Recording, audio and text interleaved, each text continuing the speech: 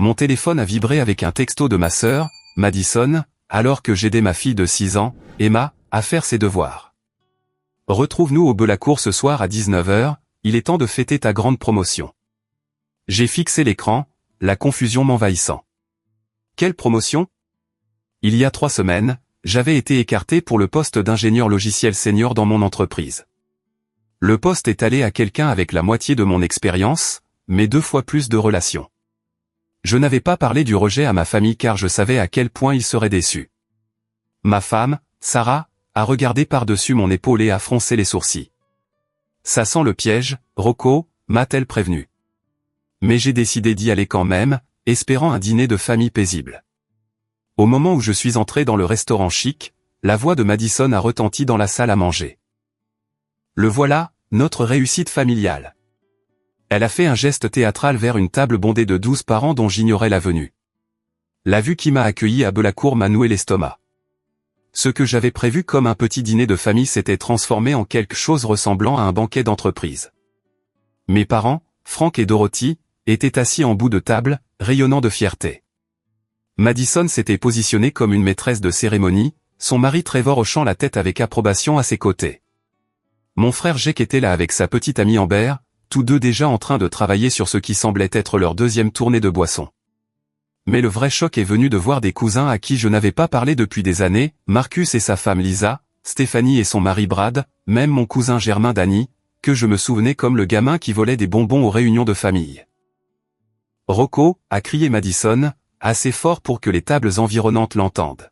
« On t'attendait. » J'ai pris la liberté de commander des amuse-gueules et du vin pour commencer. Je savais que ça ne te dérangerait pas, vu tes grandes nouvelles. Je me suis dirigé vers la table, Sarah juste derrière avec nos enfants, Emma et Noah, 8 ans. Le restaurant était clairement haut de gamme, le genre d'endroit où les serveurs portaient des chemises blanches impeccables et où les prix du menu vous faisaient regarder à 2 fois. Des lustres en cristal projetaient une lumière chaude sur des nappes en lin et le doux murmure de conversation sophistiquée remplissait l'air. « Madison » ai-je dit doucement en prenant ma place. « De quoi s'agit-il » Je n'ai parlé à personne d'une quelconque promotion. Elle a agité la main d'un air dédaigneux. « Oh, ne sois pas modeste. Mère a appris des Johnson que tu gagnes beaucoup d'argent maintenant. Ils ont dit que leur fille travaille dans ton entreprise et a mentionné que tu as été promu à un poste technique important. » Mon père, Frank, s'est penché en avant, son visage buriné plissé de satisfaction. « Il était temps, mon fils. J'ai toujours su que tu en avais les capacités.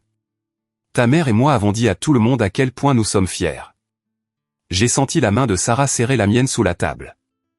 Elle sentait le piège se refermer sur nous. « En fait, papa, il y a eu un malentendu. Je n'ai pas eu cette promotion. En fait, j'ai été écarté il y a 3 semaines. » L'expression de Frank s'est légèrement assombrie. « Ne sois pas modeste, Rocco. Ta mère l'a appris de sources fiables. Il n'est pas nécessaire de minimiser ton succès. » Avant que je puisse répondre, Madison s'est levée et a fait teinter son verre de vin avec un couteau à beurre. « Tout le monde, puis-je avoir votre attention ?» Le restaurant tout entier a semblé se calmer alors qu'elle se préparait à faire une annonce. « Je veux prendre un moment pour célébrer mon incroyable frère Rocco, qui vient de décrocher une promotion majeure dans son entreprise de technologie. Il a toujours été le plus intelligent de la famille, et maintenant il obtient enfin la reconnaissance qu'il mérite. » Une salve d'applaudissements a éclaté de notre table, et j'ai remarqué plusieurs convives voisins se tourner pour nous regarder avec des sourires polis. Mon visage a brûlé d'embarras alors que Madison poursuivait son discours impromptu. Et étant la personne généreuse qu'il est, Rocco a insisté pour offrir à toute sa famille un dîner dans l'un des meilleurs restaurants de Chicago. Alors, tout le monde, commandez ce que votre cœur désire. Ce soir, l'argent n'est pas un problème. Le serveur est apparu au coude de Madison comme par magie. C'était un homme distingué d'une 50aine d'années, avec des cheveux argentés et le genre de comportement professionnel qui témoignait d'années de service auprès d'une clientèle fortunée. « Excellent !» a-t-il dit avec un sourire exercé. « J'ai la sélection de vin que votre sœur a demandé lorsqu'elle a appelé pour faire la réservation. 3 bouteilles de notre Barolo réserve premium à $800 chacune. » Ma tête a tourné. $2400 juste pour le vin, et nous n'avions même pas encore commandé de nourriture. La prise de Sarah sur ma main s'est resserrée alors qu'elle traitait les mêmes chiffres. « Madison, ai-je dit en essayant de garder ma voix égale, on doit parler en privé. Mais elle était déjà en pleine conversation avec le cousin Marcus à propos de la sélection de vins. Rocco connaît ses vins, disait-elle. Il a développé un goût assez sophistiqué depuis sa promotion. N'est-ce pas, mon frère? Trevor est intervenu de sa voix nasillarde. Madison m'a dit que tu diriges pratiquement tout le département technique maintenant. Ça doit venir avec une augmentation de salaire assez substantielle. J'ai regardé autour de la table les visages remplis d'attente et d'excitation. Ce n'étaient pas de mauvaises personnes. C'étaient des membres de la famille qui avaient lutté financièrement pendant des années, qui m'avaient vu aller à l'université et construire une carrière pendant qu'ils travaillaient dans des emplois manuels ou élevaient des enfants avec des budgets serrés. Dans leur esprit, mon prétendu succès était enfin leur chance de vivre quelque chose de luxueux. Mais la réalité était écrasante. Mon salaire réel en tant qu'ingénieur logiciel ordinaire était confortable mais modeste. Sarah et moi avions soigneusement budgétisé pour payer les factures médicales des traitements contre l'asthme d'Emma plus tôt cette année-là. Nous conduisions une Honda Accord d'occasion et vivions dans une petite maison de 3 chambres dans une banlieue de classe moyenne. Nous étions responsables avec l'argent, mais nous n'étions certainement pas riches. Le serveur est revenu avec les bouteilles de vin, chacune présentée avec un flair cérémoniel.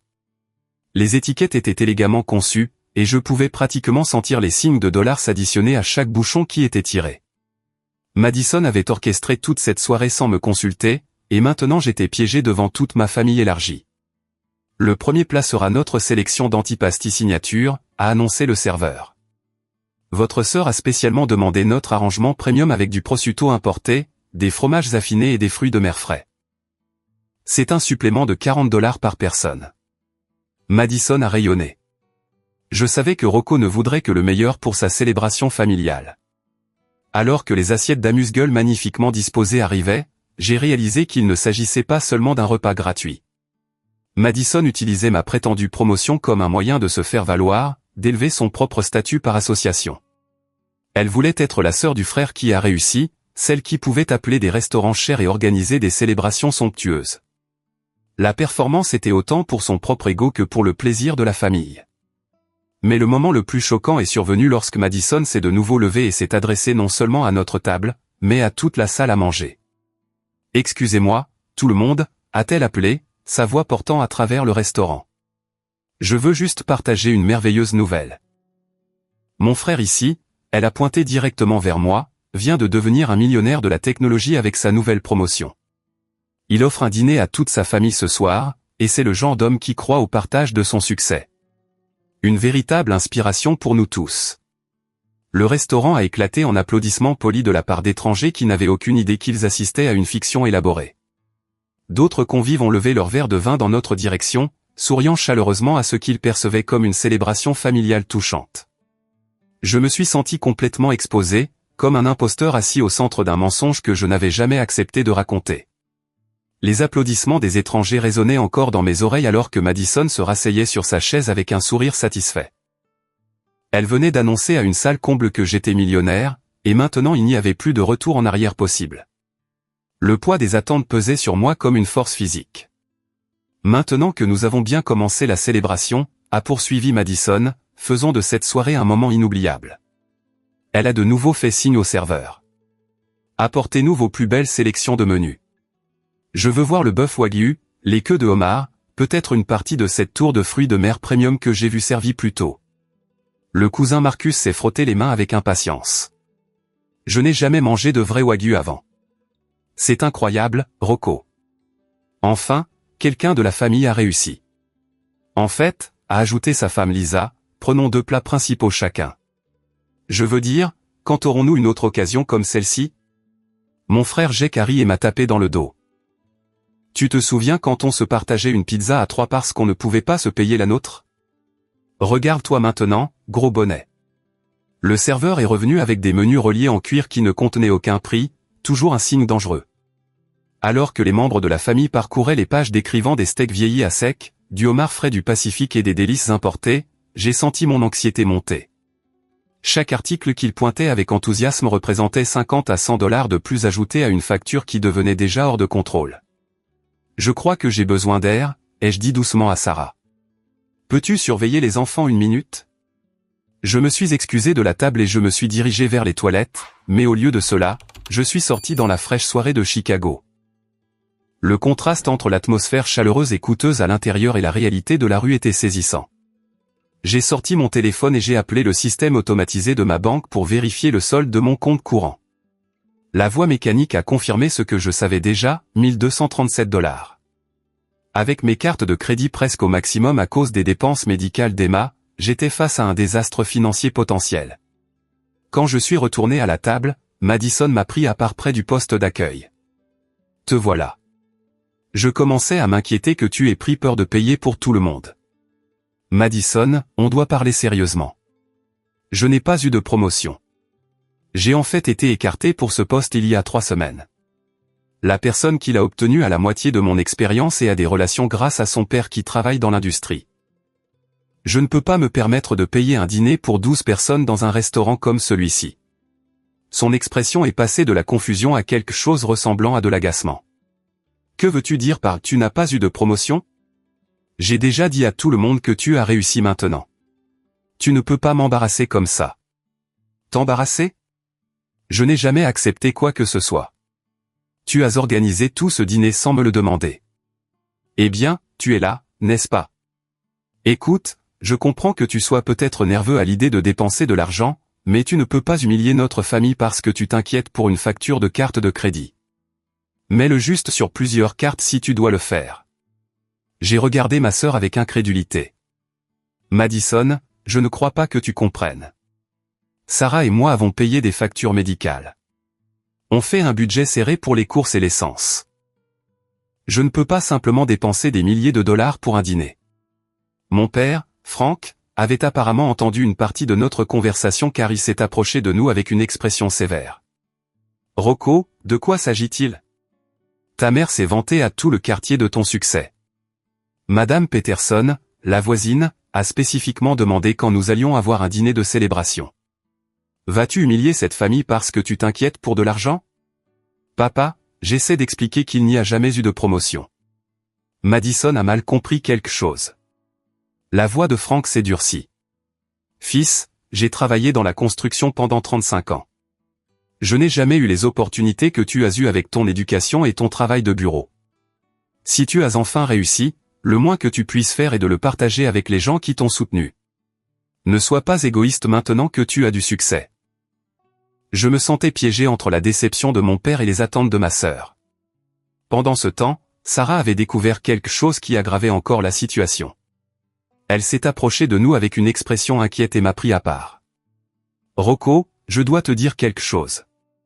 Madison m'a appelé la semaine dernière pour me poser des questions sur ton nouveau salaire et si tu avais mentionné l'achat d'une maison de vacances ou d'une nouvelle voiture. Quand je lui ai dit qu'il n'y avait pas de promotion et pas d'augmentation de salaire, elle a semblé frustrée et a dit qu'elle avait du mal à comprendre quelque chose. Mais apparemment, elle a quand même organisé ce dîner. Mon cœur s'est serré en traitant cette information. Madison savait qu'il n'y avait pas de promotion, mais elle avait quand même orchestré toute cette soirée. Ce n'était pas un malentendu. C'était un coup monté délibéré. Je suis retourné à la table pour constater que Jake avait pris l'initiative d'inviter des invités supplémentaires. Rocco, bonne nouvelle. J'ai appelé mon pote David et sa petite amie Jessica du travail. Ils vont nous rejoindre pour le plat principal. Je leur ai dit que mon frère payait pour tout le monde et ils n'en revenaient pas. Ils devraient être là dans environ 20 minutes. Jake, je n'ai jamais accepté de payer pour des personnes supplémentaires. Allez, mec. Qu'est-ce que 2 repas de plus quand tu paies déjà pour toute la famille ? En plus, ils vont amener des amis de leur bureau qui veulent rencontrer la réussite de la famille. Avant que je puisse objecter, le cousin Marcus s'est levé, son verre de vin levé. Je veux porter un toast à Rocco, qui est passé de partager des nouilles ramen à l'université à posséder la moitié de la Silicon Valley. La table a éclaté de rires et d'applaudissements. D'autres convives ont jeté un coup d'œil avec des sourires chaleureux, appréciant clairement la célébration familiale dont ils étaient témoins. Mais Marcus n'avait pas fini. Tu sais quoi, Rocco ? On devrait en faire une habitude. Peut-être une fois par mois, on pourrait se retrouver dans un bon restaurant comme celui-ci. Maintenant que tu as de l'argent sérieux, ce serait génial de rester en contact en tant que famille. Stéphanie a hoché la tête avec enthousiasme. C'est une idée merveilleuse. On pourrait essayer différents restaurants haut de gamme de la ville. J'ai toujours voulu aller à cet endroit en ville où ils servent des desserts aux flocons d'or. Ma mère, Dorothy, a fouillé dans son sac à main et en a sorti une boîte cadeau emballée. En parlant de célébrer, Rocco, je t'ai acheté ça avec de l'argent de mon compte d'épargne. Je me suis dit que puisque tu peux te le permettre maintenant, tu me rembourseras quand tu en auras l'occasion. Elle m'a tendu la boîte et je pouvais dire d'après le poids et la forme qu'elle était chère. À l'intérieur se trouvait une montre Rolex qui coûtait probablement plus que ce que je gagnais en 2 mois. Maman, c'est trop cher. Je ne peux pas accepter ça. Absurdité. C'est un cadeau de réussite. J'ai déjà enlevé les étiquettes et je les fais graver avec tes initiales. Considère ça comme un cadeau de Noël anticipé que tu me rembourseras. Le piège se refermait complètement. Ma famille avait non seulement planifié un dîner coûteux, mais elle avait aussi fait des achats et pris des engagements basés sur ma prétendue richesse. Le serveur s'est de nouveau approché de notre table, cette fois avec un dossier en cuir. Excusez-moi, mais je voulais confirmer le menu de célébration spéciale que votre sœur a demandé lorsqu'elle a appelé pour faire la réservation. Elle a mentionné que vous vouliez la mise à niveau premium pour tous les plats, ce qui porte le coût par personne à $630 au lieu des $460 standards. Elle a dit que le prix n'était pas un problème pour une célébration familiale aussi spéciale. Madison m'a souri doucement. Je voulais m'assurer que nous avions la meilleure expérience possible. Tu comprends, n'est-ce pas? J'ai eu le vertige en calculant les chiffres. 12 personnes à $630 chacune, plus les taxes et le pourboire, plus le vin qui avait déjà été ouvert. On se dirigeait vers une facture qui dépasserait les $8000. Mais le coup de grâce est venu lorsque Madison a sorti son téléphone et m'a montré une série de captures d'écran. Oh, et j'ai une nouvelle excitante, j'ai préparé une surprise pour tout le monde. J'ai réservé des vacances en famille en Toscane pour le mois prochain. 2 semaines dans une magnifique villa, les vols pour tout le monde, les visites de vignobles, toute l'expérience. Je me suis dit qu'avec ton nouveau succès, tu voudrais offrir à la famille quelque chose de vraiment spécial. Elle m'a montré des emails de confirmation imprimés et des détails sur l'itinéraire.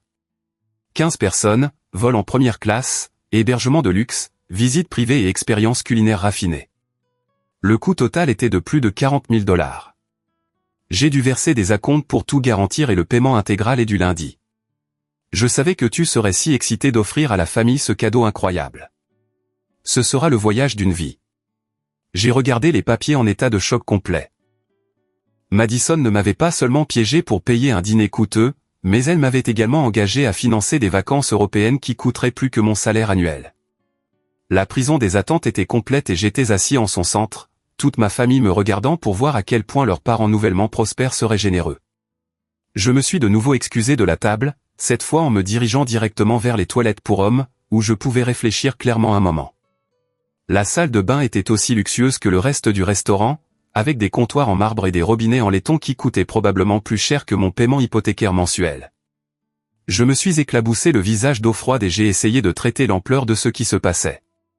En sortant mon téléphone, j'ai de nouveau appelé ma banque pour vérifier les soldes de mes comptes courants et d'épargne. Compte courant, $1237. Compte d'épargne, $3400. Même si je vidais complètement les 2 comptes, il me manquerait encore des milliers de dollars juste pour le dîner de ce soir, sans parler des vacances en Italie que Madison avait réservées. J'ai ensuite vérifié le crédit disponible sur mes 3 cartes de crédit. La première carte avait $400 de disponible avant d'atteindre la limite. La seconde en avait $700. La troisième avait été complètement maximisée lors du séjour à l'hôpital d'Emma plus tôt cette année. Même en combinant chaque dollar disponible auquel j'avais accès, je me dirigeais vers la ruine financière. Sarah est apparue dans le couloir à l'extérieur des toilettes, l'air inquiet. Les enfants demandent pourquoi tout le monde a l'air contrarié. Emma a remarqué que tu avais l'air stressé et Noah veut savoir si on a des ennuis. On pourrait en avoir, ai-je admis. Madison a orchestré quelque chose qui pourrait nous ruiner. La facture du dîner seul sera de $8000 ou plus, et elle a aussi réservé des vacances en famille de $40 000 qu'elle s'attend à ce que je paie d'ici lundi. Le visage de Sarah est devenu pâle. Rocco, notre paiement hypothécaire est dû la semaine prochaine. On a exactement assez sur le compte courant pour le couvrir, plus les services publics et les courses. Si tu paies ce dîner, on ne pourra pas payer nos factures. Nous sommes retournés à la table pour constater que les amis de Jake étaient en effet arrivés, ainsi que 2 couples supplémentaires qu'ils avaient amenés avec eux. Notre groupe était passé de 12 à 18 personnes, et les nouveaux arrivants parcouraient déjà le menu et commandaient des boissons. Voilà notre hôte, a appelé David, le collègue de Jake. Jake nous a tout raconté sur ta grande promotion. C'est incroyable, mec. Je n'ai jamais été dans un restaurant aussi chic. Jake rayonnait de fierté en me présentant aux nouveaux venus. Tout le monde, voici mon frère Rocco. Il vient d'être promu à un poste de direction technique de haut niveau. En gros, il dirige toute l'entreprise maintenant. J'ai regardé les visages de personnes que je n'avais jamais rencontrées qui s'attendaient à ce que je paie pour leur repas coûteux sur la base de mensonges que mon frère leur avait racontés. Le serveur planait à proximité, clairement dépassé par le groupe qui s'agrandissait et incertain de la manière de gérer la logistique. Dorothy s'est penchée et a chuchoté assez fort pour que les tables voisines l'entendent. Rocco, chérie, assure-toi de laisser un pourboire généreux. J'ai dit à Madame Henderson de l'église que notre fils sait comment traiter le personnel de service correctement maintenant qu'il est riche. Le commentaire m'a fait réaliser quelque chose de terrible. Ma famille n'avait pas seulement planifié ce dîner. Ils avaient fait la publicité de mon prétendu succès dans leurs cercles sociaux. Ma mère s'était vantée auprès de ses amis de l'église.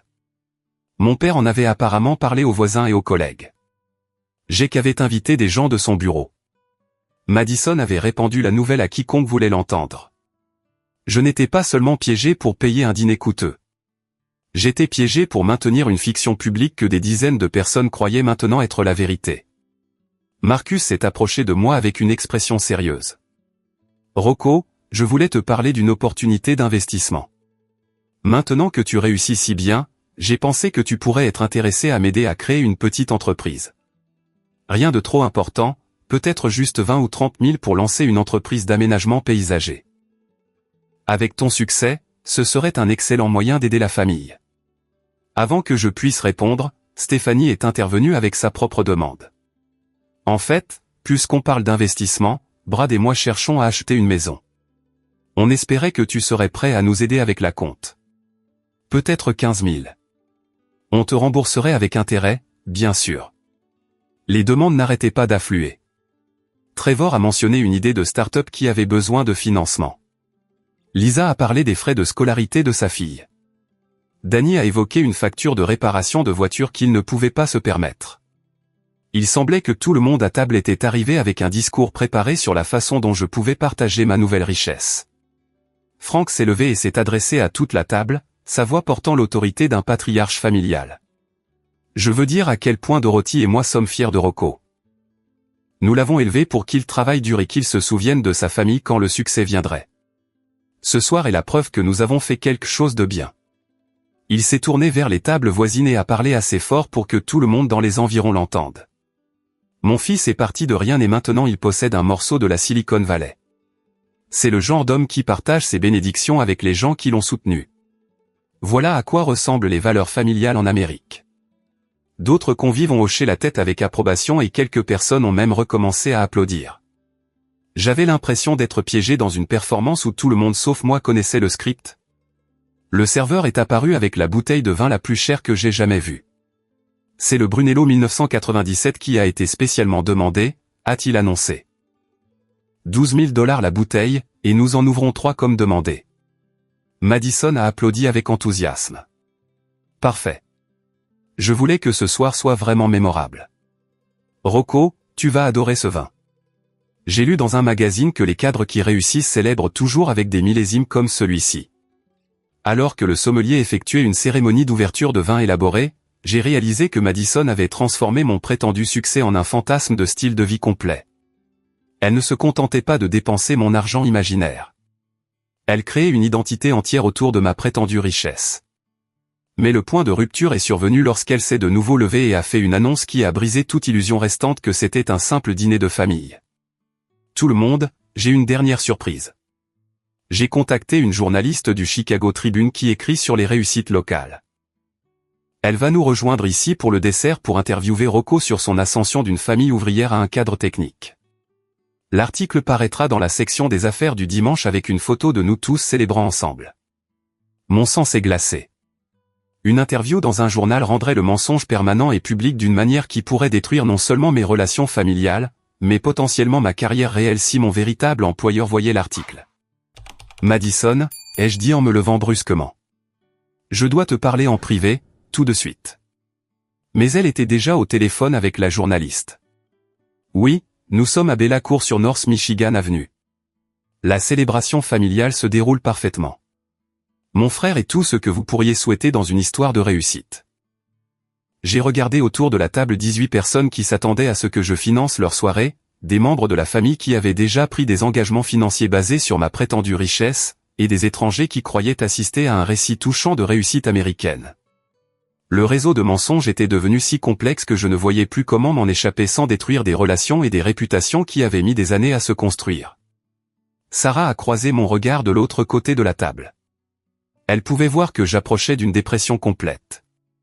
Nos enfants étaient assis tranquillement, sentant la tension mais ne comprenant pas sa source. Emma avait cessé de manger et me regardait avec l'inquiétude intuitive que les enfants développent lorsqu'ils sentent que leurs parents sont en détresse. Le serveur s'est approché avec les menus des desserts et des informations sur les boissons après le dîner. La facture continuait de grimper. Les attentes continuaient de monter.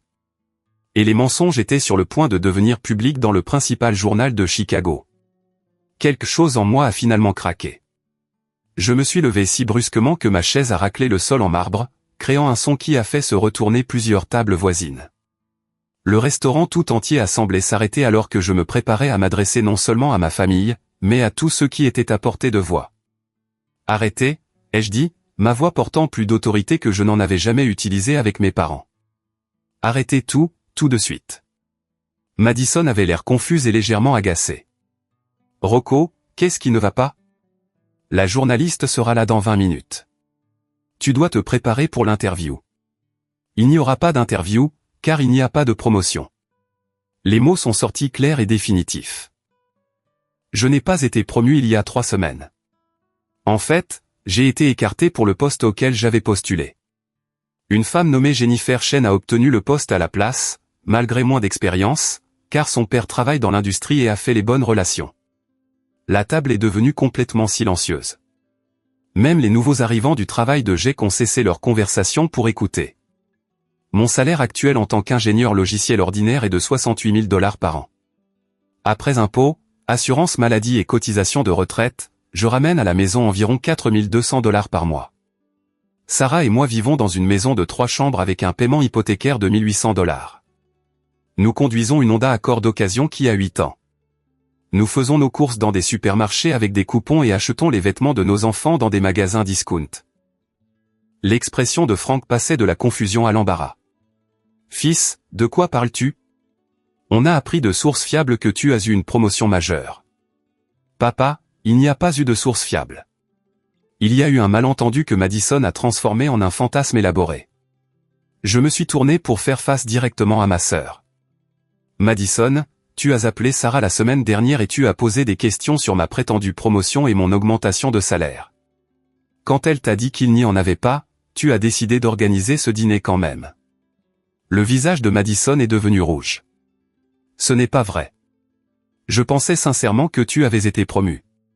Quand Sarah a mentionné que tu passais un entretien pour quelque chose, j'ai supposé que tu l'avais obtenu. Mais même après que Sarah ait clarifié que je n'avais pas obtenu le poste, tu as quand même réservé ce restaurant. Tu as quand même invité 12 membres de la famille. Tu as quand même précommandé du vin cher et amélioré le menu à 630 $ par personne. Et tu as certainement réservé des vacances de 40 000 $ en Italie sans me le demander. Sarah s'est levée et s'est adressée à la table avec une dignité tranquille. Je n'ai jamais dit à Madison que Rocco avait été promu. Quand elle m'a appelé, j'ai expliqué clairement qu'il était déçu de ne pas avoir obtenu le poste auquel il avait postulé. Elle a soit mal compris délibérément, soit décidé de créer une célébration quand même. La révélation a créé une vague de murmures inconfortables autour de la table. Les membres de la famille ont commencé à se regarder avec confusion et un embarras croissant. Les étrangers que GEC avait invités semblaient particulièrement mal à l'aise, réalisant qu'ils avaient été amenés à dîner sous de faux prétextes. Marcus s'est éclairci la gorge maladroitement. Alors, quand tu as dit qu'il gagnait beaucoup d'argent maintenant? Je n'ai jamais dit ça, ai-je répondu. Madison l'a annoncé sans me consulter. Elle a aussi dit aux gens que j'avais acheté une maison de vacances et une nouvelle BMW, ce qui est complètement faux. Elle a créé une version entièrement fictive de ma vie. Trevor avait l'air choqué en traitant cette information. Mais Madison m'a montré des photos de ce qu'elle a dit être votre nouvelle maison. C'était probablement des photos d'un site immobilier, a dit doucement Sarah. On vit dans la même maison depuis 6 ans. Le poids de la situation devenait clair pour tout le monde à table. Les amis de Jake se regardaient mal à l'aise, voulant clairement partir. Les membres de la famille qui avaient pris leurs propres engagements financiers basés sur ma prétendue richesse commençaient à paniquer. Dorothy a pris la parole d'une voix tremblante. Mais je t'ai déjà acheté cette montre. J'ai dépensé $3000 de mon épargne retraite parce que je pensais que tu pouvais te permettre de me rembourser. Maman, je ne t'ai jamais rien demandé. Je ne peux pas me permettre de te rembourser une montre de $3000. Lisa avait l'air accablée. Marcus et moi avons déjà versé un acompte sur de nouveaux meubles parce qu'on pensait que Rocco allait nous prêter de l'argent pour son entreprise d'aménagement paysager.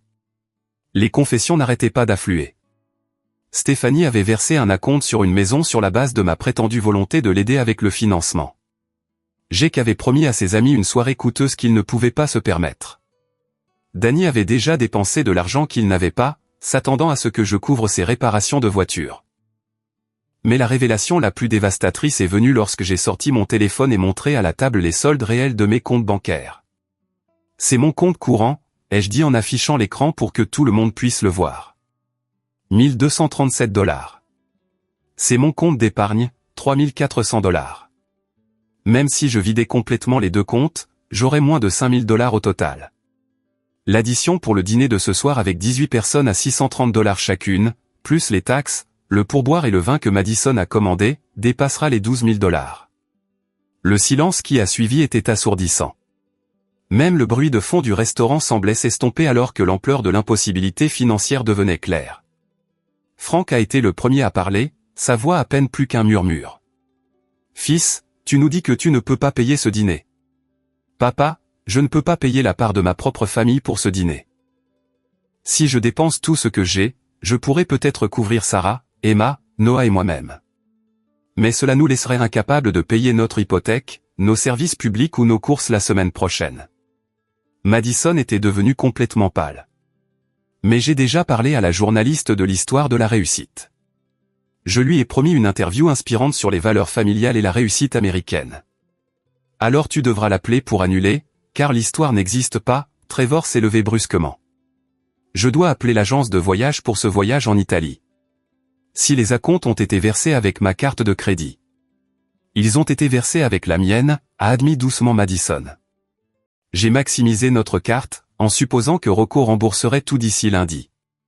La table a éclaté en conversations inquiètes alors que les membres de la famille commençaient à calculer leur propre exposition financière. Mais le moment le plus choquant est venu lorsque j'ai sorti mon téléphone et montré à Madison quelque chose que j'avais découvert en faisant des recherches sur le restaurant.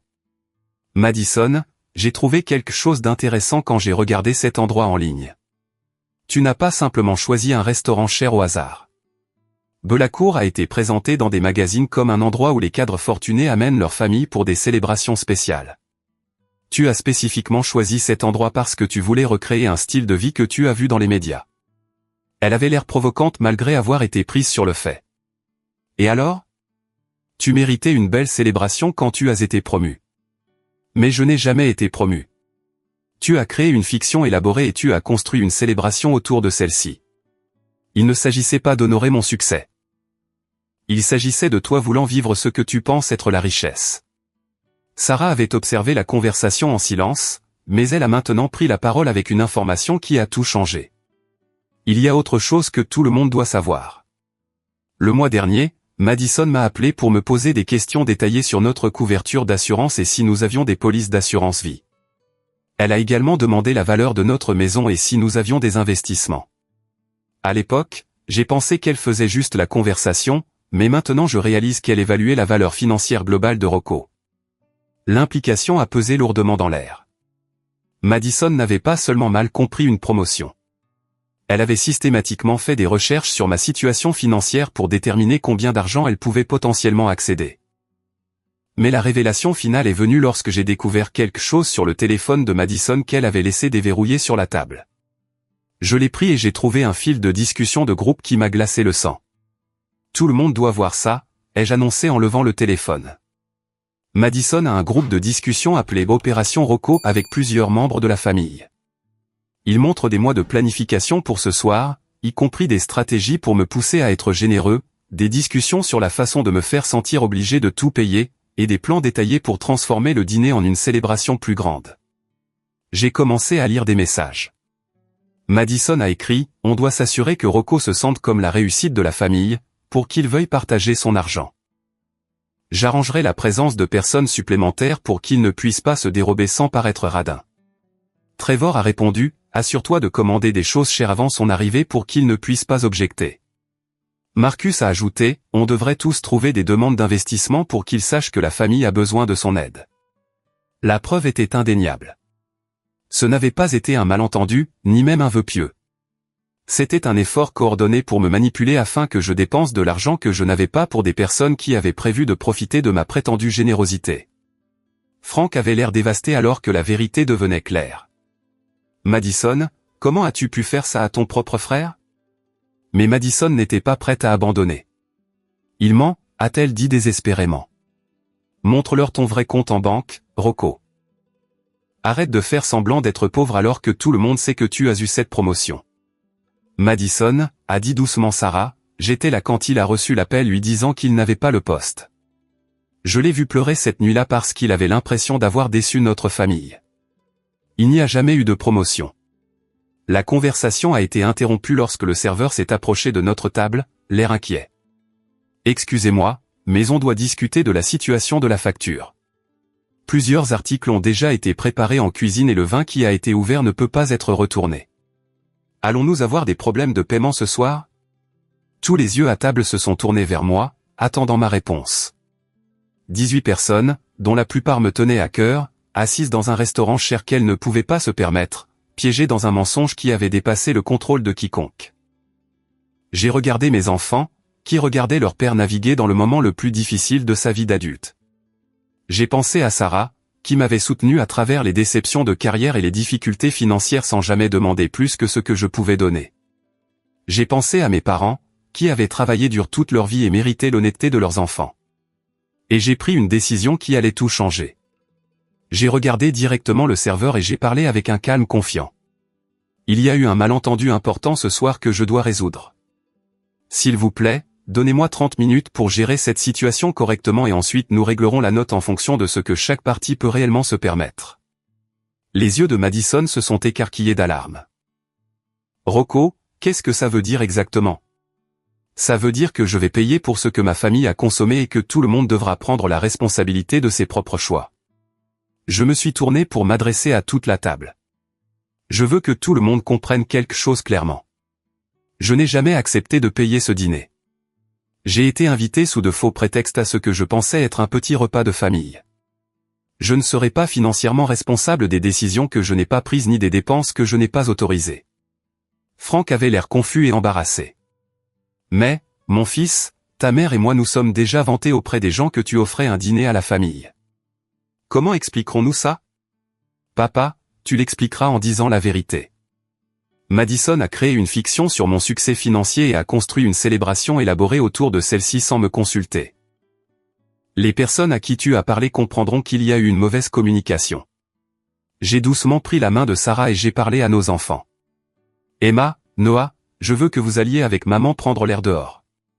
On vous rejoindra près de la voiture dans quelques minutes. Alors que ma femme et mes enfants se préparaient à partir, je me suis retourné vers la table avec un nouveau sentiment de clarté. Je réalise que beaucoup d'entre vous ont pris des engagements financiers sur la base d'informations que Madison vous a données sur ma prétendue richesse. C'est regrettable, mais ça ne crée pas d'obligation pour moi de financer ces engagements. Les amis de Jake se levaient déjà pour partir. David s'est approché de moi avec une expression d'excuse. Mec, c'est vraiment gênant. Jake nous a dit que tu payais pour tout le monde, mais on peut couvrir nos propres repas. On ne voulait pas te mettre dans une situation difficile. J'apprécie, ai-je répondu. Le malentendu n'était pas de votre faute. Alors que les collègues de Jake se dirigeaient vers l'avant du restaurant pour payer leurs propres notes, je me suis adressé à mes vrais membres de la famille. Je veux que tout le monde réfléchisse attentivement à ce qui s'est passé ici ce soir. Madison n'a pas seulement planifié un dîner coûteux. Elle a créé une version fictive de ma vie et l'a utilisée pour vous manipuler tous afin que vous participiez à quelque chose que personne d'entre nous ne pouvait se permettre. Marcus avait l'air embarrassé en traitant cette information. Rocco, je me sens très mal à propos de la demande de prêt commercial. Madison nous a dit que tu cherchais des opportunités d'investissement pour partager ton succès avec la famille. Marcus, la conversation sur le prêt commercial n'aurait jamais eu lieu si tu avais connu la vérité sur ma situation financière réelle. Madison a créé des attentes impossibles à satisfaire pour moi. Mais Madison n'était pas prête à accepter la responsabilité. Vous agissez tous comme si j'avais commis un crime horrible.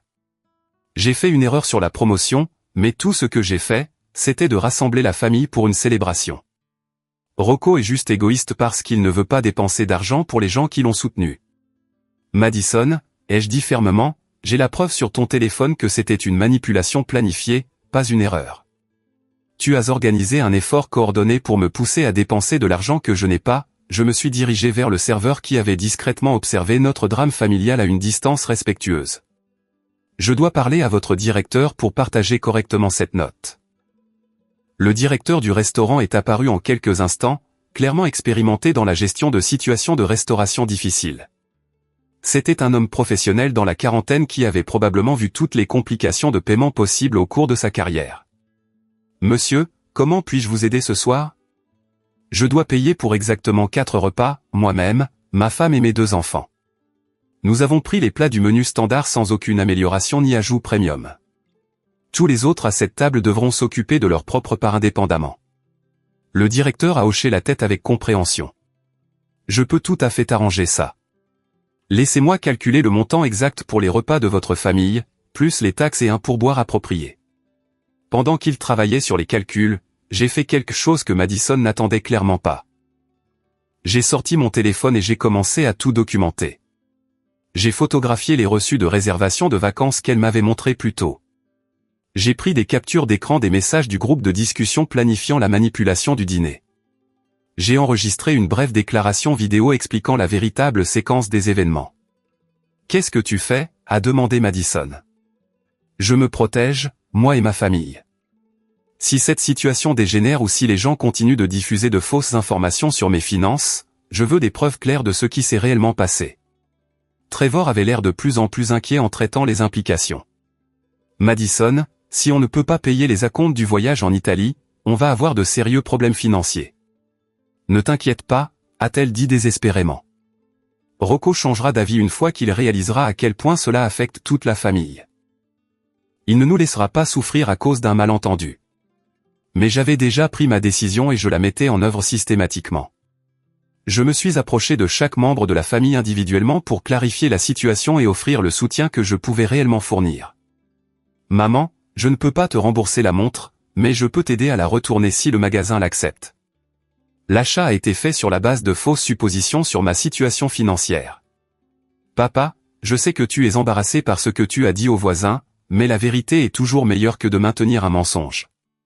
Je suis fier du travail que je fais et de la vie que Sarah et moi avons construite ensemble, même si nous ne sommes pas riches. Jake, je comprends que tu voulais impressionner tes amis, mais les amener à un dîner coûteux que je n'ai jamais accepté de payer met tout le monde dans une situation impossible. Chaque conversation était difficile, mais nécessaire. Je démantelais systématiquement le réseau d'attentes et d'obligations que Madison avait créé autour de ma richesse fictive. Le directeur du restaurant est revenu avec ma note, $496 pour la part de ma famille, taxes et un pourboire généreux inclus. C'était cher selon les normes de notre famille, mais c'était gérable sans détruire notre budget mensuel. Alors que je me préparais à régler ma part de la note, Madison a fait une dernière tentative désespérée pour sauver son plan. « Attendez !» a-t-elle appelé, assez fort pour que les tables voisines l'entendent. « Tout le monde, s'il vous plaît. » Rocco est juste prudent parce qu'il n'est pas encore habitué à avoir de l'argent. Il a peur de paraître dépensier, mais on est une famille et la famille prend soin les uns des autres. Elle s'est tournée pour s'adresser aux autres convives du restaurant. « Mon frère a eu une énorme promotion, et il offre un dîner à toute sa famille pour fêter ça. Il est juste modeste à propos de son succès parce que c'est une bonne personne qui ne veut pas se vanter. Mais cette fois, au lieu de jouer le jeu de sa performance, j'ai répondu avec une vérité calme et claire. Mesdames et messieurs, ai-je dit en m'adressant aux tables voisines qui avaient été entraînées dans le récit de Madison. Je m'excuse pour la perturbation de votre soirée. Ma sœur a partagé des informations incorrectes sur ma carrière et mes finances. Je n'ai pas été promu, je ne suis pas riche, et je n'ai pas accepté de payer ce dîner. J'espère que vous comprenez que les situations familiales peuvent parfois être compliquées. Les autres convives ont hoché la tête poliment et sont retournés à leur propre conversation, voulant clairement se distancer de notre drame familial. Mais la révélation la plus choquante était encore à venir. Alors que je me préparais à payer ma note et à partir avec ma famille, le directeur s'est approché de moi avec une information qui a tout changé. Monsieur, je me sens obligé de vous informer de quelque chose. Lorsque votre sœur a appelé pour faire cette réservation, elle a spécifiquement demandé notre forfait de dîner privé le plus cher et a posé des questions sur l'organisation d'une couverture médiatique pour ce qu'elle a appelé une célébration de la richesse. Elle a également demandé la présence de photographes pour documenter la soirée. C'était clairement prévu comme bien plus qu'un simple dîner de famille. La preuve était accablante. Madison n'avait pas seulement manipulé la famille pour une soirée coûteuse, mais elle avait également tenté de transformer mon succès fictif en un événement de relations publiques à son propre profit. Et puis j'ai découvert quelque chose qui a révélé la véritable profondeur de sa tromperie. Pendant qu'elle était distraite à se disputer avec Trevor à propos de leur facture de carte de crédit, j'ai fait une recherche rapide sur Internet sur mon téléphone pour les mentions récentes de mon nom ou de mon entreprise. Ce que j'ai trouvé m'a glacé le sang. Madison avait déjà publié sur les réseaux sociaux à propos de ma prétendue promotion. Elle avait partagé des photos du dîner de ce soir avec des légendes sur la célébration de mon frère millionnaire et de la réussite familiale.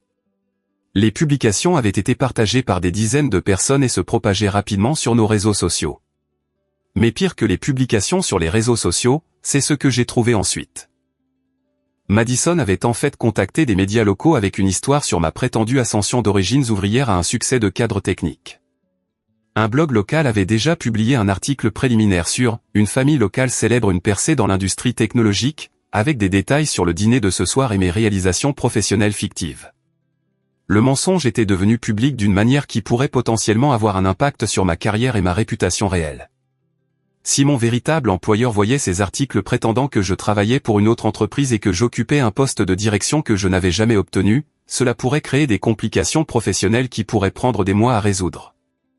J'ai réalisé que Madison n'avait pas seulement planifié un dîner coûteux. Elle avait orchestré une campagne complète pour établir publiquement ma richesse et mon succès fictif, vraisemblablement pour pouvoir continuer à accéder à ce qu'elle croyait être mes ressources. Alors que je me tenais dans ce restaurant cher, entouré de membres de la famille qui avaient été manipulés pour participer à une tromperie élaborée, j'ai pris la décision finale sur la façon de gérer la situation. J'allais partir. Non seulement du restaurant, mais de tout le réseau d'attentes et d'obligations que Madison avait créé. J'allais payer le repas de ma famille, sortir jusqu'à la voiture où Sarah et les enfants attendaient, et laisser les personnes restantes à table trouver comment gérer les conséquences de leur choix. Mais j'allais aussi m'assurer que tout le monde comprenne exactement ce qui s'était passé et pourquoi. Je me suis levé de la table et je me suis adressé à chaque personne restant dans la salle à manger. Je veux que ce soit parfaitement clair pour toutes les personnes présentes, y compris le personnel de ce restaurant. Je pars maintenant pour rejoindre ma femme et mes enfants. Je paierai exactement 496 $ pour la part de ma famille pour le repas. Le solde restant d'environ 6330 $ devra être réglé par les personnes qui ont commandé ces articles. Le visage de Madison est devenu complètement blanc. Rocco, tu ne peux pas être sérieux. Comment sommes-nous censés payer tout ça? Madison, tu as organisé ce dîner. Tu as invité ces personnes. Tu as commandé le vin cher et amélioré le menu, et tu as fait tout ça sans me consulter sur ma capacité ou ma volonté de payer. La responsabilité financière incombe aux personnes qui ont pris les décisions. Frank s'est levé, le visage rouge d'embarras et de colère. Fils, tu ne peux pas laisser ta famille coincée avec une facture comme celle-ci. Quel genre d'homme abandonne ses parents? Papa. Quel genre d'homme ment sur les revenus de son frère pour le piéger à payer un dîner coûteux qu'il n'a jamais accepté d'assister? Je n'abandonne personne. Je refuse d'être financièrement responsable des décisions que je n'ai pas prises. Je me suis dirigé vers l'avant du restaurant et j'ai tendu ma carte de crédit au directeur. 496 $ pour les 4 repas à la table 12. Veuillez vous assurer que le reçu indique clairement que ce paiement ne couvre que ces 4 repas spécifiques. Pendant que la transaction était traitée, j'entendais des conversations urgentes derrière moi à la table. Les voix montaient alors que les membres de la famille réalisaient qu'ils devraient trouver comment couvrir leur part d'une facture extrêmement coûteuse qu'ils n'avaient jamais budgétisée. Marcus était au téléphone, essayant de contacter sa banque au sujet d'augmentation de crédit d'urgence. Stéphanie pleurait en calculant combien d'argent elle avait disponible sur tous ses comptes. Jake textait frénétiquement à des amis, demandant si quelqu'un pouvait lui prêter de l'argent immédiatement. Mais Madison devenait désespérée d'une manière qui révélait la véritable profondeur de sa manipulation. Elle s'est approchée du directeur du restaurant avec des larmes aux yeux. « Monsieur, il y a eu un terrible malentendu. Mon frère a été promu à un poste de haut niveau, mais il était têtu à propos de célébrer correctement. Pourriez-vous le rappeler ici pour qu'on puisse résoudre ça ?» Le directeur l'a regardé avec une sympathie professionnelle mais une résolution ferme. « Madame, le monsieur a payé sa part et est libre de partir. Le solde restant est la responsabilité des personnes qui ont commandé ces articles. On doit régler la note ce soir. » J'ai signé mon reçu et je me suis dirigé vers la sortie, mais avant de partir, je me suis approché de la table une dernière fois. Je veux que tout le monde comprenne quelque chose. J'aime cette famille, mais je ne me laisserai pas manipuler pour prendre des décisions financières qui pourraient nuire à ma femme et à mes enfants. Madison a créé cette situation en mentant sur mes revenus et en planifiant une célébration élaborée sans mon consentement. Les conséquences appartiennent à la personne qui a pris les décisions. En atteignant l'entrée du restaurant, j'ai entendu Madison m'appeler désespérément. « Rocco, s'il te plaît, tu ne peux pas laisser la famille souffrir à cause d'un malentendu. On sera embarrassé devant tout le monde. » Je me suis retourné pour lui faire face. « Madison, ce n'était pas un malentendu. Tu avais la preuve que je n'avais pas été promu, mais tu as quand même planifié ce dîner. Tu as créé des histoires fictives sur ma richesse et tu les as répandues dans la famille et la communauté. Tu as organisé un effort coordonné pour me pousser à payer des choses que je ne pouvais pas me permettre. Ce sont les conséquences naturelles de ces choix. » À l'extérieur du restaurant, Sarah attendait près de notre voiture avec Emma et Noah. Les enfants étaient silencieux, sentant clairement la gravité de la situation, mais ne comprenant pas entièrement ses implications. « Comment ça s'est passé ?» a demandé Sarah alors que nous montions dans la voiture. « J'ai payé pour notre famille et j'ai laissé tout le monde s'occuper de sa propre part. C'était la seule façon de faire comprendre qu'on ne se laissera pas manipuler pour prendre des décisions financières qu'on ne peut pas se permettre. » En rentrant chez nous, mon téléphone a commencé à vibrer avec un flot incessant d'appels et de textos. Madison appelait à plusieurs reprises, ses messages vocaux allant d'accusations de colère à des supplications désespérées. Jake a envoyé plusieurs textos affirmant que j'avais abandonné la famille et détruit des relations qui avaient mis des années à se construire. Marcus a laissé un message vocal disant qu'il était déçu de mon égoïsme et qu'il n'arrivait pas à croire à quel point l'argent m'avait changé. Mais l'appel le plus dévastateur est venu de ma mère, Dorothy. « Rocco, chérie, tu dois revenir et arranger cette situation. Madison pleure et ton père est plus en colère que je ne l'ai jamais vu. Le restaurant menace d'appeler la police si quelqu'un ne paie pas la note. S'il te plaît, ne laisse pas notre famille s'effondrer pour de l'argent. » J'ai écouté le message vocal avec Sarah assise à côté de moi et nous avons tous les deux compris l'ampleur de ce qui se passait. Notre famille élargie vivait une crise qui pourrait endommager de manière permanente les relations, tout cela parce que Madison avait bâti une fiction élaborée autour de mon prétendu succès. « Devrions-nous y retourner ?» a demandé doucement Sarah. « Si on y retourne et qu'on paie cette note, on apprend à tout le monde que la manipulation fonctionne. On met aussi notre propre famille en danger financier pour éviter un embarras temporaire. » 20 minutes après avoir quitté le restaurant, j'ai reçu un appel téléphonique qui a tout changé. Le directeur du restaurant appelait mon téléphone portable. « Monsieur, je voulais vous informer de la situation ici. Les membres restants de votre groupe ne peuvent pas couvrir la note. Plusieurs cartes de crédit ont été refusées et le montant total du dépasse ce qu'ils peuvent payer ce soir. On devra faire appel aux forces de l'ordre si la note n'est pas réglée bientôt. » « Je comprends, » ai-je répondu. J'ai payé la part de ma famille en totalité. Le solde restant n'est pas de ma responsabilité. Je respecte ça, monsieur, mais je voulais vous donner une occasion de reconsidérer avant de prendre d'autres mesures. Après avoir raccroché, Sarah et moi avons discuté de nos options. On pouvait retourner au restaurant et sauver tout le monde en payant une note qui dévasterait notre budget familial. On pouvait essayer de négocier une sorte de plan de paiement qui nous laisserait quand même financièrement tendus pendant des mois. Ou on pouvait maintenir notre position et laisser nos parents faire face aux conséquences naturelles de leurs décisions. Qu'est-ce que les enfants apprendraient si on y retournait et qu'on payait, a demandé Sarah. Ils apprendraient que d'autres personnes peuvent prendre des décisions coûteuses pour notre famille sans notre consentement et qu'on les sauvera toujours des conséquences. Et qu'apprendront-ils si on n'y retourne pas? Ils apprendront que notre famille prend des décisions financières avec soin et qu'on ne laisse pas d'autres personnes contrôler notre budget par la culpabilité ou la manipulation. Nous discutions encore de la situation quand mon téléphone a de nouveau sonné. Cette fois, c'était Madison et sa voix était différente de tout ce que j'avais jamais entendu. Elle paniquait vraiment. « Rocco, tu dois nous aider. Ils disent qu'ils vont appeler la police pour filouterie. La carte de crédit de Trevor a été refusée et la mienne est au maximum. Marcus n'a pas assez d'argent et Jake est dans la même situation. Papa a essayé de le mettre sur sa carte, mais sa limite n'est que de $2000. On va se faire arrêter si quelqu'un ne paie pas cette note. Madison, tu as créé cette situation en planifiant un dîner coûteux que personne d'entre nous ne pouvait se permettre.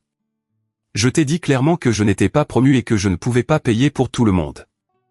Mais je pensais que tu étais juste modeste. Je ne savais pas à quel point la situation financière était grave. Tu avais la preuve qu'il n'y avait pas de promotion. Tu as choisi d'organiser le dîner quand même parce que tu voulais vivre ce que tu pensais être la richesse. Ce sont les conséquences de cette décision. Le téléphone est resté silencieux un long moment avant que Madison ne reprenne la parole, sa voix à peine plus qu'un murmure. Rocco, ils appellent la police maintenant. Le directeur a dit qu'on a 10 minutes pour régler la note ou ils porteront plainte pour vol de service. S'il te plaît, je t'en supplie. Je te rembourserai d'une manière ou d'une autre. Je prendrai un deuxième travail. Je ferai tout ce qu'il faudra. J'ai regardé Sarah, qui pouvait entendre la voix de Madison au téléphone. Nos enfants écoutaient depuis la banquette arrière, assez grands pour comprendre que quelque chose de grave arrivait à leur famille élargie. Mais l'appel final est arrivé 30 minutes plus tard d'un numéro que je ne reconnaissais pas. Quand j'ai répondu, c'était un policier. C'est Rocco Thompson? Je suis l'agent Williams de la police de Chicago. J'appelle au sujet d'un incident au restaurant Belacourt impliquant des membres de votre famille. Plusieurs personnes affirment que vous avez accepté de payer le repas mais que vous êtes parti sans régler la note. Pouvez-vous clarifier la situation pour moi? J'ai expliqué toute la séquence des événements à l'agent, y compris la tromperie de Madison sur ma promotion, les tactiques de manipulation révélées dans le groupe de discussion, et ma décision de ne payer que la part de ma famille pour le repas. Donc, vous dites que vous n'avez jamais accepté de payer pour les autres parties. C'est exact, officier. J'ai été invité à ce que je croyais être un petit dîner de famille, mais je suis arrivé pour trouver 12 personnes supplémentaires et des articles coûteux précommandés que je n'avais jamais autorisé ni accepté de payer. Et vous avez payé la part de votre propre famille. Oui, monsieur. $496, taxes et pourboires inclus. J'ai le reçu. Merci de clarifier, monsieur Thompson. D'après ce que vous m'avez dit, vous n'avez aucune obligation légale de payer pour des repas que vous n'avez pas commandés ni autorisés. Le restaurant devra trouver des arrangements de paiement avec les personnes qui ont réellement consommé les articles. Après que l'agent ait raccroché, j'ai réalisé que l'épreuve de ma famille était loin d'être terminée. La crise financière au restaurant n'était que le début de ce qui serait probablement des mois ou des années de relations endommagées et de conversations difficiles. Mais j'ai aussi réalisé autre chose. Pour la première fois de ma vie d'adulte, j'avais protégé ma famille de la manipulation en établissant des limites claires et en refusant d'être culpabilisé pour prendre des décisions qui nuiraient à notre sécurité financière. Le prix de cette protection allait être plus élevé que je ne l'avais prévu. Le lendemain matin, je me suis réveillé avec 17 appels manqués et 43 textos. La nouvelle de l'incident du restaurant s'était répandue dans tout notre réseau familial élargi, créant des effets d'entraînement que je n'avais pas prévus. Certains parents étaient furieux contre moi d'avoir abandonné la famille en crise. D'autres étaient choqués d'apprendre la manipulation de Madison et voulaient comprendre ce qui s'était réellement passé. Mais l'appel le plus important est venu de mon oncle Phil, le frère aîné de mon père, qui avait toujours été la voix sage et silencieuse dans les conflits familiaux. Il m'a demandé s'il pouvait passer prendre un café pour une conversation privée. Rocco, a dit oncle Phil alors que nous étions assis dans ma cuisine. Je dois te dire quelque chose qui pourrait changer ton opinion sur la nuit dernière. Madison m'a fait exactement le même coup l'année dernière. Il a expliqué comment Madison avait organisé une célébration de réunion de famille, prétendant que tout le monde contribuait de manière égale pour couvrir les coûts. Oncle Phil, étant veuf avec un revenu de retraite fixe, avait hésité, mais avait accepté de participer parce qu'il pensait que la charge financière était partagée. Elle m'a dit que tout le monde payait $200 chacun, alors j'ai rassemblé ma part, a poursuivi oncle Phil. Mais quand nous sommes arrivés à l'événement, j'ai découvert que j'étais le seul à qui on avait demandé de contribuer de l'argent. Madison avait dit à tout le monde que l'oncle Phil offrait un dîner à tout le monde en cadeau à la famille. J'ai fini par payer plus de $3000 pour une fête que je ne pouvais pas me permettre, juste pour éviter d'embarrasser tout le monde. La révélation était dévastatrice. La manipulation de Madison envers notre famille n'était pas une réponse désespérée à ma prétendue promotion. C'était un schéma de comportement qui durait depuis des années. Pourquoi n'as-tu jamais rien dit à personne, ai-je demandé. Parce que j'avais honte d'avoir été dupé et je ne voulais pas causer de drame familial. Mais après ce qui s'est passé la nuit dernière, j'ai réalisé que mon silence a permis à Madison d'essayer la même chose sur toi. L'aveu de l'oncle Phil a ouvert les vannes. Au cours des jours suivants, d'autres membres de la famille ont commencé à partager leurs propres expériences de manipulation financière par Madison. Le cousin Marcus a révélé qu'elle l'avait convaincu de co-signer un prêt automobile pour elle en prétendant que c'était temporaire et qu'elle avait de l'argent provenant d'un règlement qui ne s'est jamais matérialisé. Stéphanie a admis que Madison avait emprunté de l'argent pour des « factures médicales d'urgence » qui se sont avérées être des procédures esthétiques qu'elle voulait mais ne pouvait pas se permettre. Le schéma était clair et troublant. Madison avait systématiquement exploité les relations familiales pour financer un style de vie qu'elle ne pouvait pas soutenir avec ses revenus réels et ceux de Trevor. Mais la découverte la plus choquante est venue lorsque Dorothy m'a appelé 3 jours après l'incident du restaurant. Ma mère avait fait ses propres recherches et avait découvert quelque chose qui expliquait tout. Rocco, j'ai découvert pourquoi Madison était si désespérée d'établir que tu étais riche, a-t-elle dit avec une détresse évidente dans la voix. Elle et Trevor ont de graves problèmes financiers. Ils ont 3 mois de retard sur leurs paiements hypothécaires. Leur voiture est sur le point d'être saisie et ils ont plus de $40 000 de dettes de carte de crédit. Les vacances qu'elle a réservées en Italie ont été payées avec des avances de fonds qu'ils n'ont aucun moyen de rembourser. La vérité était enfin claire. Madison n'avait pas essayé de célébrer mon succès ou de réunir la famille pour une soirée spéciale. Elle était confrontée à la ruine financière et avait tenté d'utiliser ma prétendue promotion comme un moyen d'accéder à de l'argent qui pourrait résoudre sa crise. Elle prévoyait de te demander un prêt substantiel après le dîner, a poursuivi Dorothy. Elle pensait que si elle pouvait établir publiquement que tu étais riche et prospère, tu te sentirais obligé d'aider les membres de la famille dans le besoin. La célébration du restaurant était censée être la mise en place d'une demande financière beaucoup plus importante. Armée de cette information, j'ai pris une décision qui a surpris même Sarah. J'ai appelé Madison et j'ai organisé une rencontre pour un café, juste nous deux, loin du reste du drame familial. Quand elle est arrivée au café, Madison avait l'air épuisée et vaincue. La persona confiante et manipulatrice qu'elle avait affichée au restaurant avait disparu, remplacée par quelqu'un qui semblait sincèrement désespéré. « Je suppose que tu as entendu parler de notre situation financière », a-t-elle dit doucement. « J'ai entendu certaines choses, mais je veux entendre la vérité de ta part. » Au cours de l'heure suivante, Madison m'a raconté la véritable histoire. Elle et Trevor avaient vécu au-dessus de leurs moyens pendant des années, utilisant des cartes de crédit et des prêts pour maintenir une apparence de succès qui n'était pas basée sur la réalité. Lorsque leur château de cartes financier a commencé à s'effondrer, elle était devenue désespérée de trouver une solution. « Quand j'ai entendu des rumeurs sur ta promotion, ça a semblé être la réponse à nos prières, a-t-elle admis. J'ai pensé que si je pouvais créer une célébration publique de ton succès, tu te sentirais bien dans ta peau et tu voudrais partager ta bonne fortune avec la famille.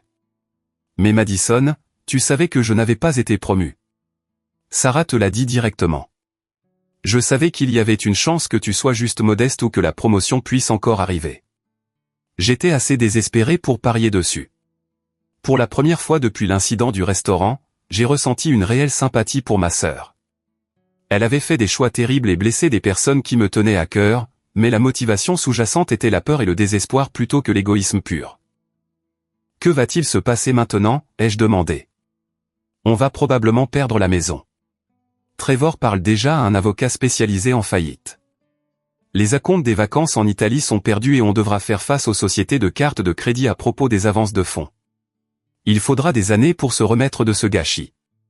J'ai pris une décision qui nous a tous les deux surpris. Madison, je ne peux pas résoudre tes problèmes financiers, mais je peux. Je peux t'aider à ne pas les aggraver.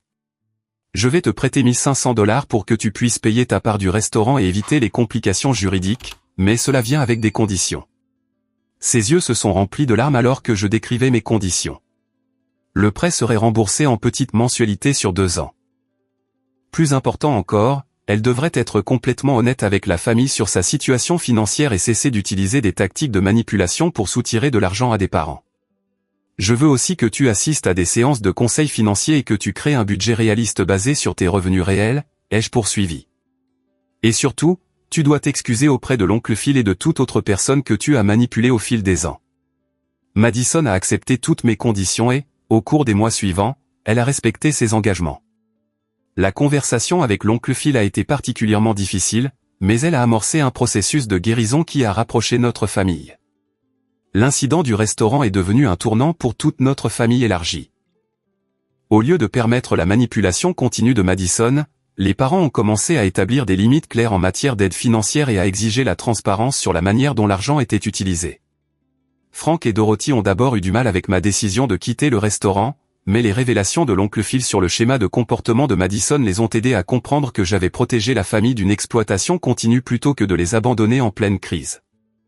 Jacob s'est excusé d'avoir amené ses collègues et d'avoir créé une pression supplémentaire, reconnaissant qu'il avait été manipulé tout comme tout le monde. Marcus et Stéphanie ont appris à être plus sceptiques face aux opportunités financières qui semblaient trop belles pour être vraies. Mais le changement le plus important a été dans l'approche de ma propre famille en matière d'argent et de relations. Sarah et moi avons utilisé l'expérience comme un moment d'enseignement pour Emma et Noah, expliquant comment les gens peuvent parfois utiliser la culpabilité et la pression familiale pour que les autres se sentent obligés de faire des choses qu'ils ne peuvent pas se permettre. La leçon n'est pas qu'on n'aide pas la famille, ai-je dit à mes enfants. La leçon est que la véritable aide vient de l'honnêteté et du respect, pas des mensonges et de la manipulation. 6 mois après l'incident du restaurant, quelque chose de merveilleux s'est produit. J'ai en fait reçu une promotion au travail, non pas au poste de direction que j'avais initialement postulé, mais à un rôle de gestion de projet qui s'accompagnait d'une modeste augmentation de salaire et de meilleures perspectives de carrière à long terme. Cette fois, j'ai géré la nouvelle différemment. Je l'ai dit à ma famille immédiate en privé et j'ai célébré avec un dîner tranquille dans un restaurant que nous pouvions nous permettre confortablement. Lorsque les membres de la famille élargie ont entendu parler de la promotion par le biais d'une conversation normale, ils m'ont félicité sans rien attendre en retour. Madison, qui travaillait à son redressement financier avec l'aide de conseils et d'un budget strict, a été parmi les premières à offrir des félicitations sincères sans aucune arrière-pensée. Son mariage avec Trevor a survécu à la crise financière et ils ont tous deux trouvé de meilleurs emplois qui leur ont permis de reconstruire lentement leur stabilité. L'expérience a enseigné à toute notre famille de précieuses leçons sur la différence entre un soutien authentique et une manipulation déguisée en célébration. La véritable loyauté familiale n'exige de personne de sacrifier sa sécurité financière ou de compromettre ses valeurs. La véritable générosité vient du choix, pas de la culpabilité ou de l'obligation. En réfléchissant à tout ce qui s'était passé, j'ai réalisé que le résultat le plus précieux n'était pas seulement de protéger le budget de ma famille ou de dénoncer la manipulation de Madison. C'était d'apprendre à faire confiance à mon propre jugement et à établir des limites qui protégeaient les personnes qui me tenaient le plus à cœur. Emma et Noah ont appris que leur père donnerait toujours la priorité au bien-être de leur famille plutôt qu'à la pression sociale temporaire. Sarah a appris que notre partenariat était assez solide pour résister aux critiques de personnes qui ne comprenaient pas nos valeurs. Et j'ai appris que parfois, la chose la plus aimante que l'on puisse faire pour quelqu'un est de lui permettre de faire face aux conséquences naturelles de ses choix.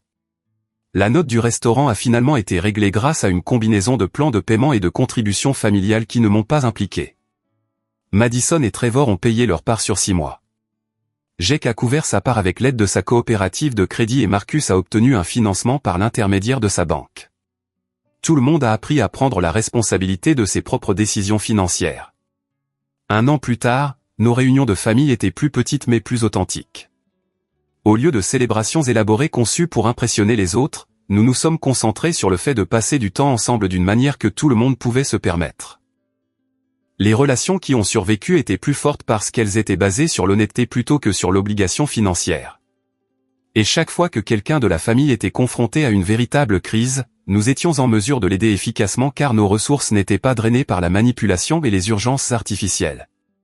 Le moment le plus satisfaisant est venu lorsqu'Emma, maintenant âgée de 7 ans, m'a dit qu'elle était fière que j'ai fait ce qu'il fallait même quand c'était difficile.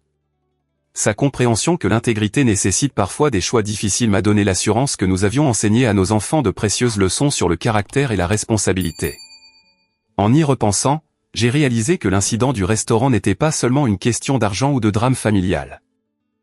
C'était une question d'apprendre à distinguer les relations authentiques des relations basées sur l'exploitation. C'était une question de protéger les personnes qui dépendent le plus de vous tout en montrant de l'amour à des parents qui font de mauvais choix. Plus important encore, c'était de comprendre que le véritable succès ne se mesure pas à la quantité d'argent que l'on peut dépenser pour les autres, mais à la capacité de maintenir ses valeurs sous pression et d'enseigner à ses enfants à faire de même. La leçon finale est venue d'une source inattendue. L'oncle Phil, qui avait initialement été la victime de Madison, est devenu son plus grand soutien pendant son processus de redressement. Il a compris que les gens peuvent changer lorsqu'ils font face à de réelles conséquences et reçoivent un soutien approprié. La différence entre aider quelqu'un et l'encourager dans sa dépendance, m'a dit l'oncle Phil, c'est de savoir si votre aide le rend plus fort ou ne fait que retarder son besoin de grandir. Cette sagesse est devenue le fondement de la façon dont Sarah et moi avons abordé toutes nos relations, tant au sein de la famille qu'au-delà. Nous avons appris à offrir un soutien de manière à encourager la responsabilité plutôt que la dépendance, et à reconnaître quand dire non était en fait l'option la plus bienveillante. Avez-vous déjà été dans une situation où des membres de votre famille s'attendaient à ce que vous payiez pour quelque chose que vous n'aviez jamais accepté? Comment avez-vous géré la pression de choisir entre votre sécurité financière et vos relations familiales? J'aimerais connaître vos réflexions dans les commentaires ci-dessous. Si cette histoire a résonné en vous, veuillez aimer cette vidéo et vous abonner pour plus d'histoires de la vie réelle sur la navigation dans les drames familiaux et la protection de ceux qui comptent le plus. Partagez-la avec quelqu'un qui pourrait bénéficier d'apprendre à établir des limites avec des parents qui ne respectent pas les limites financières. Merci d'avoir écouté mon histoire et j'espère qu'elle vous aidera à vous sentir plus confiant pour défendre le bien-être de votre famille, même lorsque c'est difficile. N'oubliez pas que les personnes qui vous aiment vraiment respecteront vos limites et que celles qui ne respectent pas vos limites ne vous aiment peut-être pas de la manière saine que vous méritez. Wait, how did I not get him though? I mean, you hit one person, but you kind of... I was in the middle of all of them though. That was the thing. Like they pushed me into the middle of everyone. Okay, we can win this. We got this. We got one down. Okay, we're down. So it's even. Okay, we're down 3. Okay, we can still win. That hit me! Let me see this. Fuck! Dude, we can still win this. I was not. I was not in that Iron Man off at all. Oh my goodness. Stupid fucking shark dead. Okay, next. Damn. Okay, I couldn't do it. Watch me so. There you are. It's still winnable. We still can see. No, I'm What? right here. I'm in here. I'm in it. Point. Did you throw it? I was in it. I was in it. In it? Tommy in it? Walked off point. Let's go. Well, you can't expect to win them all. Okay, but Gambit's Gambit got 2 final hits and went 3 and 10.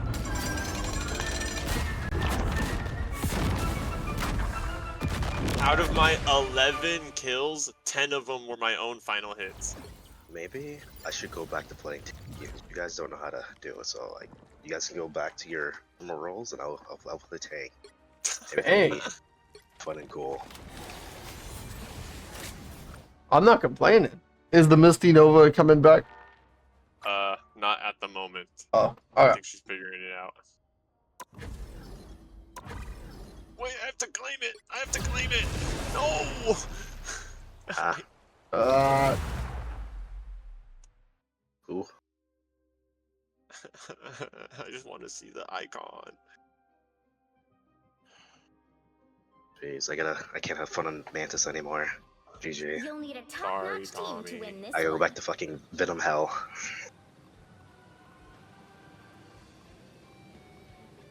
We are cloak and dagger. We are hope and fear. She went to go reset her router.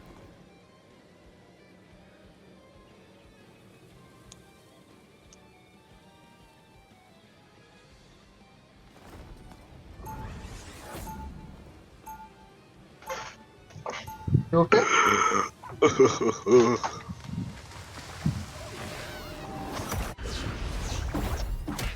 Tommy, playing tank is not that We bad, have powers. okay? We had each other. That bond is I have unbreakable. 2 tanks 30 that are seconds before lord you now. attack. Get ready. I've put in my time. Did you play tank in comp or just quick play the whole time? Now that question is one that I would need my lawyer to answer. What the fuck?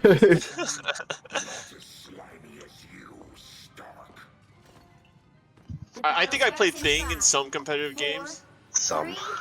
Yeah, like Hey, I wouldn't. Do not go out that door. I know not to go out the door. I almost went out the door. Wait, there's a guy right here.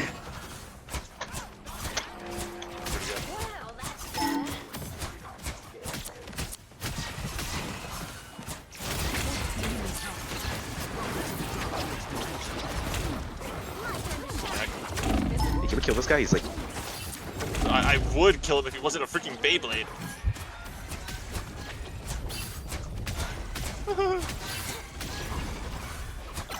who does this guy think he is? Timothy. Is there a guy behind me? What am I hearing? Yeah, there's a guy that just keeps on going back behind. I got him. This Lord Icon do bonus damage. Oh. Why is that all I hear? Because I'm all dead.